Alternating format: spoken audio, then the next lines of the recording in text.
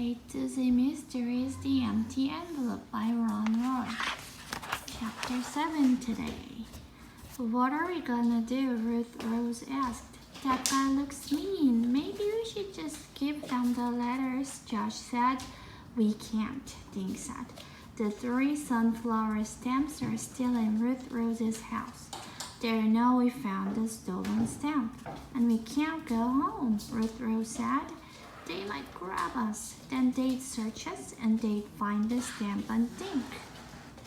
Let's go through the backyards to my house, Josh said. We can call Officer Fallon and tell him we're being followed. Okay, Dink said. We can't just stay here. The kids crawled across Miss Alabicki's lawn on their hands and knees. Suddenly, her dog started barking at them.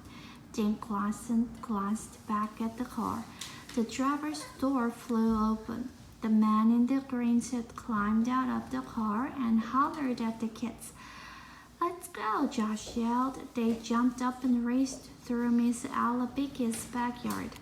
The man shot after them, crashing through Miss Alabicki's hatch. He's coming after us, Dink cried. Faster! The kids tore across Eagle Lane and cut into the woods. They hid in some thick bushes to catch their breath. The man stopped at the edge of the woods. The kids watched it as he bent over, catching his breath. Come on, Josh whispered. The minute they started running again, the man plunged into the trees after them. They were faster than the man. A minute later, they raced through Josh's yard. Run into the barn and climb up to the loft, Josh yelled.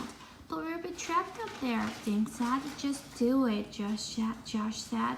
I have an idea. The 3 kids sprinted into the barn. Dink and Ruth Rose scrambled up Josh's rope ladder into the loft. Below him, Dink watched Josh shove open the rear door of the barn, but instead of running outside, Josh dove into a pile of hay. Dink couldn't believe his eyes. He's staying down there, he said to Ruth Rose.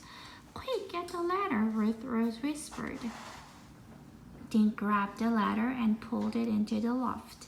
Seconds later, the man in the green suit barreled through the barn door, up in the loft. Dink could hear him gasping. The man looked around the dim barn, then raced out the open rear door. Dink almost laughed with relief. He started to get up. Suddenly, Ruth Rose yanked him back down. The man ran back into the barn. He stood in the middle and swiveled his head around like a snake. Dink and Ruth Rose froze and carefully peered over the edge of the loft.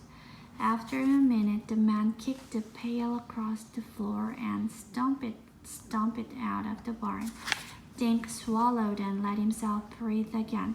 He closed his eyes until he heard Josh whisper, He's gone, from the hay pile. Dink looked down and saw Josh's head pop up.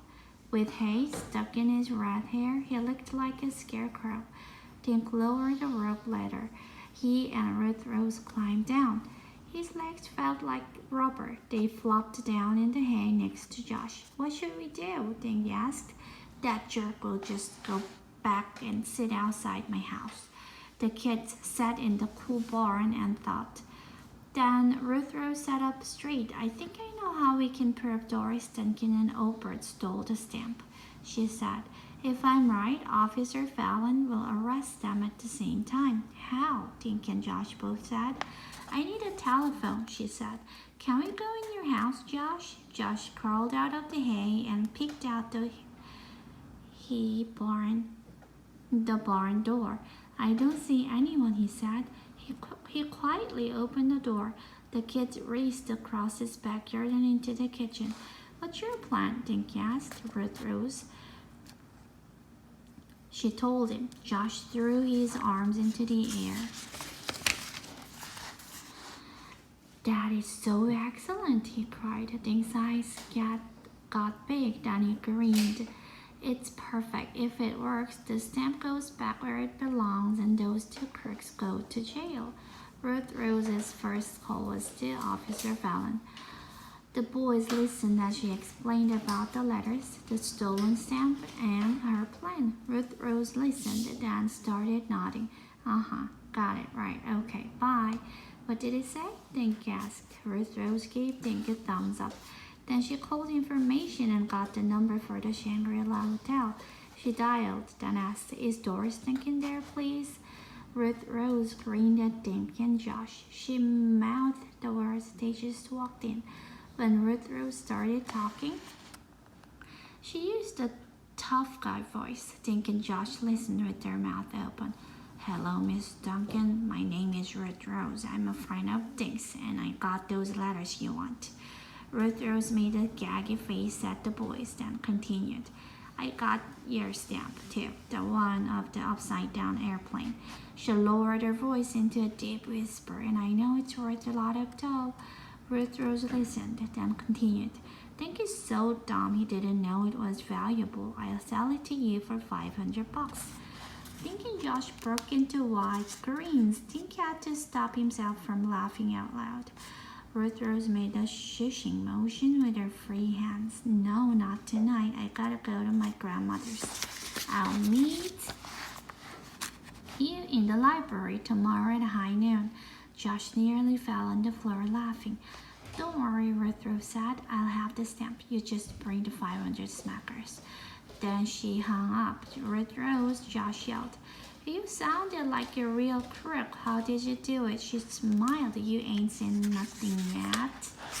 So yeah, that is the end of chapter 7. And look at Ruth Rose's face. She is surely a clever girl.